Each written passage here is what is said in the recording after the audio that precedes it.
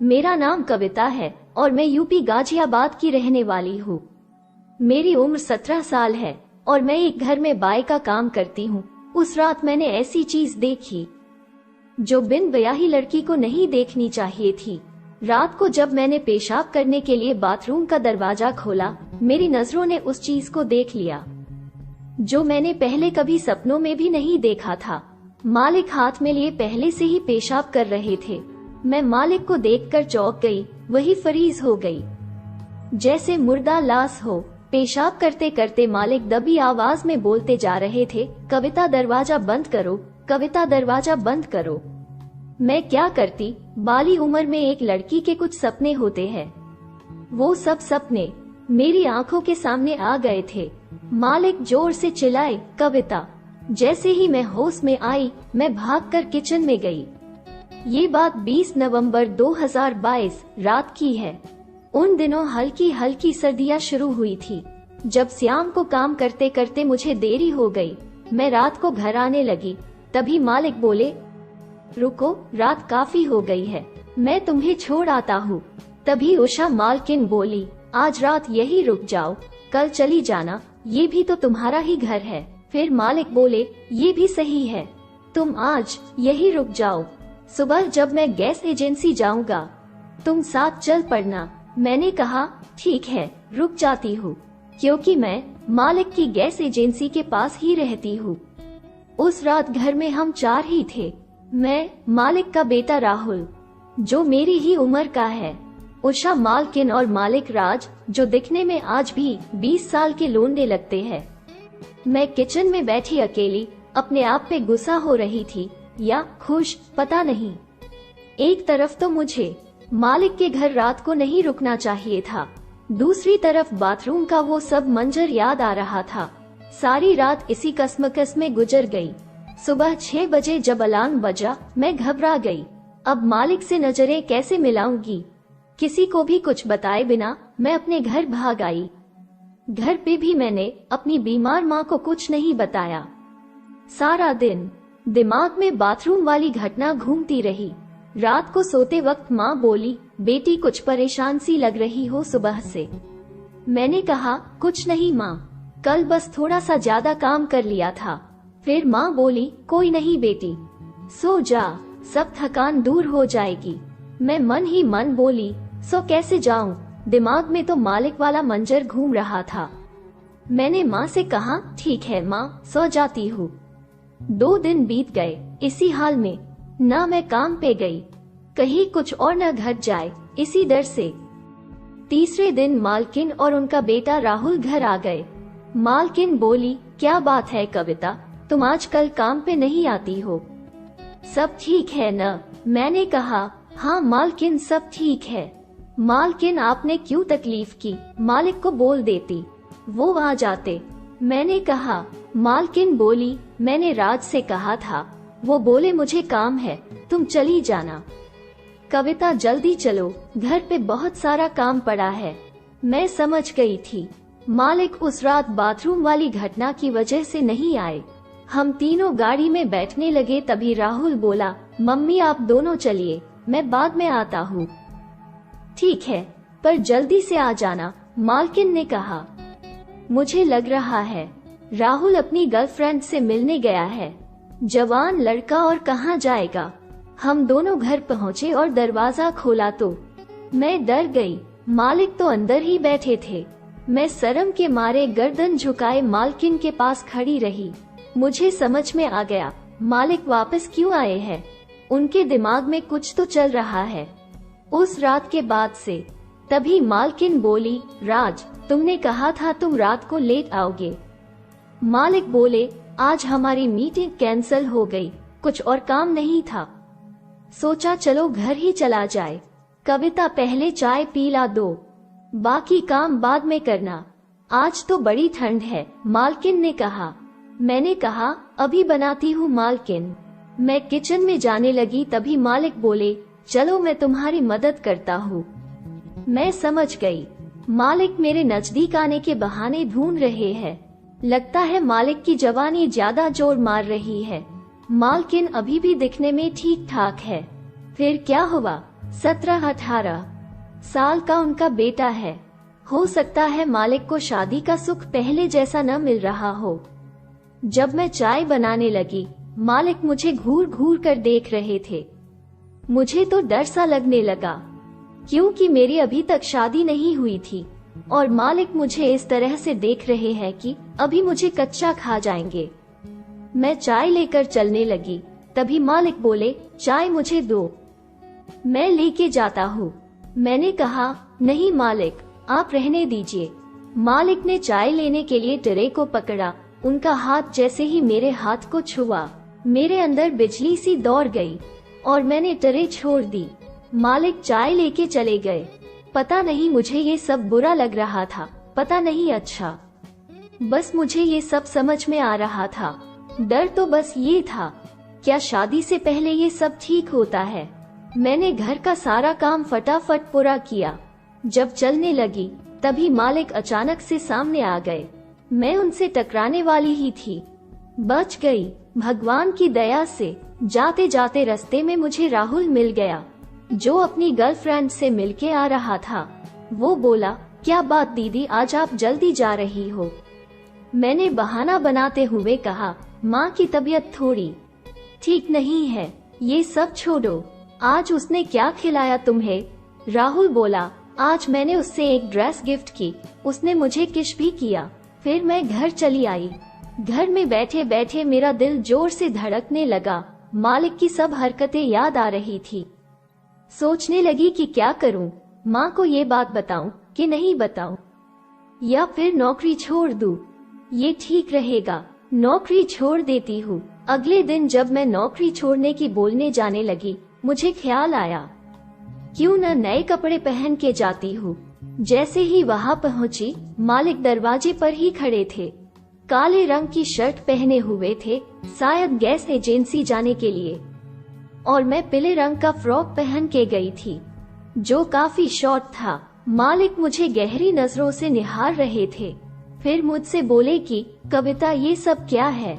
मैं कुछ बोलने वाली थी, तभी मालिक ने आवाज लगाई, उषा जल्दी बाहर आओ।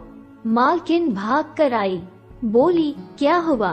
तुम बोल रही थी न, श्याम को मेरे लिए कोई गिफ्ट लेके आना। ये रहा तुम्हारा गिफ्ट, मालिक बोले। मुझे कुछ नहीं समझ आ रहा था। मालकिन मुझे देखकर चौंक गई और बोली, कविता, ये तुम हो? मैंने कहा, जी मालकिन, इस ड्रेस में कितनी अच्छी लग रही हो। आज के बाद ऐसे ही कपड़े पहना करो, मालकिन ने कहा। मालिक बोले, कविता, तुमने ये फ्रॉक पहन के दिल खुश कर दिया। मालिक और मालकिन को इतना खुश देखकर मैं नौकरी वाली बात बोल ही नहीं पाई। फिर मैं अंदर चली गई और काम करने लगी। काम करते करते किसी ने मुझे पीछे से कमर पे चुटी काटी। मुझे लगा मालिक है। मैं गुस्से में पीछे मुड़ी और देखा तो राहुल था और बोला, क्या बात है दीदी, आज तो बड़ी हॉट लग रही हो। मैंने हंसकर कहा, बस ऐसे ही राहुल, आज मालिक और मालकिन बड़े खुश लग रहे हैं, क्या बात है? राहुल बोला, दीदी तुम्हें नहीं पता। मैंने कहा, नहीं, आज उनकी शादी की सालगिरह है, राहुल ने बताया।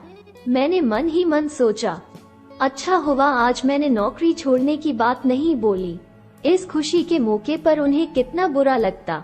कल बोल दूंगी। तभी आवाज आई, कविता यहाँ आओ। मालकिन बुला रही थी। राहुल बोला, दीदी जल्दी जाओ, मम्मी बुला रही है। मैं मालकिन के कमरे में गई। मालकिन बेड पे बैठी थी। जी मालकिन, मैं बोली, यहाँ मेरे पास आओ, मालकिन ने कहा। मैं उनके पास जाकर बैठ गई। आज मैं तुम्हें कुछ देना चाहती हूँ, मना मत करना, मालकिन ने कहा। मैंने हाँ में गर्दन हिलाई। मालकिन ने मुझे अपनी सबसे प्यारी साड़ी दे दी और बोली, ये तुम पे खूब जचेगी। मैं साड़ी लेकर किचन में वापस आ गई। राहुल अभी तक किचन में ही था। मेरे हाथ में साड़ी को देखकर बोला, ये तो मम्मी की साड़ी है। मैंने कहा, हाँ, उन्होंने अब ये मुझे दे दी। वाओ दीदी, ये तो आप पे मस्त लगेगी, आप मुझे पहन के दिखाओ न प्लीज, राहुल ने कहा। अभी? मैं बोली, हाँ दीदी अभी, देखिए तो मम्मी की साड़ी आप पे कैसी लगती है। राहुल कहने लगा, मैं ड्राइंग रूम वाले बाथरूम में जाकर साड़ी पहन के आई। राहुल मुझे साड़ी में देखते ही बोला, एकदम माल लग रही हो दीदी। मैंने शीशे में अपने आप को देखा, सच में ही अच्छी लग रही थी। मालकिन की साड़ी। फिर मैं साड़ी पहने पहने ही घर का काम करती रही। शाम को जब घर आने का टाइम हुआ तभी राहुल बोला, दीदी जाती जाती एक कप चाय पीला जाओ। ठीक है, बना के लाती हूँ, मैंने कहा। राहुल अपने बेडरूम में चला गया। मैं किचन में चाय बनाने लगी, तभी पीछे से मुझे बाहों में भर लिया। मुझे पता था राहुल है, फिर से मजाक कर रहा है। मैं उसके मजाक का बुरा नहीं मानती थी, लेकिन उसने मेरी गर्दन पे किस किया और मैं चौंक के पीछे मुड़ी। क्या देखती हूँ कि ये तो मालिक है। मैं घबरा गई और बोली, मालिक आप ये क्या कर रहे हैं? कविता तुम उषा की साड़ी में क्या कर रही हो? मालिक ने कहा। साड़ी तो मालकिन ने मुझे पहनने के लिए दी है, मैंने कहा। मालिक बोले, मुझे नहीं पता था साड़ी में तुम हो, और अपना एक कान पकड़ के बोले, माफ करना मुझे। ये बोलकर किचन से चले गए। मैं हैरान थी, पहली बार किसी मालिक ने कान पकड़ के माफी मांगते हुए देखा था। फिर मैं राहुल को चाय देकर अपने घर आ गई। रात को जब मेरी माँ सोने लगी, मैं उनके पास ही लेट गई। माँ से पूछने लगी, माँ अच्छे आदमी की क्या पहचान होती है? माँ बोली, बेटी जो आदमी औरत से अपनी गलती की माफी मांगे वो आदमी एकदम खरा सोना है। माँ की ये बात मेरे दिल पे जाकर लगी और मैं मालिक के ख्यालों में खोने लगी। एक औरत का कैसा पति होना चाहिए, वो सब मुझे मालिक में नजर आने लगा था। अब मैं दिल ही दिल में मालिक को चाहने लगी। मालिक के ख्यालों में आधी रात गुजर गई। फिर मैंने फैसला किया, अब मैं अपना तन मन सब मालिक को सौंप दूंगी। जब मैं अगले दिन मालिक के घर पहुंची तो क्या देखती हूँ, कुछ लोग घर में हल्ला कर रहे थे। मुझे कुछ समझ में नहीं आया, ये क्या हो रहा था। उषा मालकिन बहुत घबराई हुई थी।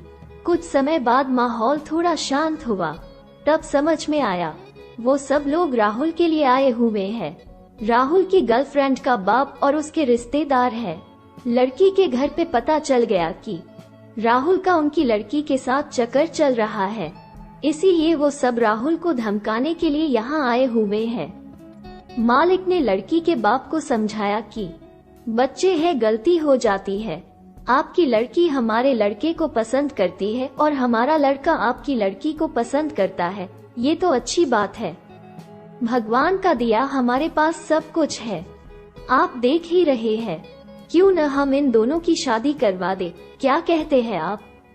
ये बात सुनते ही मालिकन चौंक गई और कुछ नहीं बोली। लड़की के बाप ने कहा, ठीक है, 1 हफ्ते बाद दोनों की सगाई कर देते हैं। मालिक भी मान गए, दोनों गले मिले। फिर लड़की का बाप और उसके रिश्तेदार सब चले गए। उनके जाने के बाद उषा मालकिन राहुल को पीटने लगी। मालिक बोले, ये क्या कर रही हो? मालकिन बोली, इसे ऐसे घटिया खानदान की ही लड़की मिली, अब सब ठीक हो तो गया। उन्होंने भी गुस्सा थूक दिया, तुम भी थूक दो, मालिक ने कहा।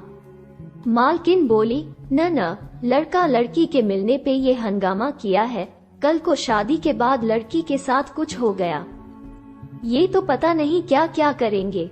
मैं और राहुल सब चुपचाप सुन रहे थे। मालकिन बोली, अब सगाई नहीं, सीधी शादी करूंगी इसकी 2 दिन में, नई लड़की ढूंढ के। मालिक बोले, खड़े पा, लड़की कहाँ से लाओगी, वो तुम मुझ पे छोड़ दो। मालकिन ने कहा, कविता शादी तक घर की कोई भी बात बाहर नहीं जानी चाहिए। मैंने कहा, ठीक है मालकिन। मालकिन ने अपनी एक फ्रेंड को फोन लगाया। अपनी फ्रेंड से बोली, निहारिका मुझे तुझसे अभी मिलना है। वो बोली, आजा, घर पे ही हूँ। मालकिन कार लेकर गई। हम तीनों सारा दिन घर पे ये सोचते रहे, अब क्या होगा, कैसे होगा। हमारी जान अटकी पड़ी थी और मालकिन का इंतजार करते रहे। देर रात को मालकिन घर पे आई। मालकिन बोली, हम कल ही राहुल की शादी करेंगे। ये सुनते ही हमारी जान में जान आई। हम अगले ही दिन निहारिका मैडम के घर गए। घर में 8-10 लोग थे और एक लड़की सूट सलवार में बैठी थी। उसका नाम इशू था। राहुल की शादी इशू के साथ हो गई। हम लड़का लड़की को लेकर वापस मालिक के घर आ गए।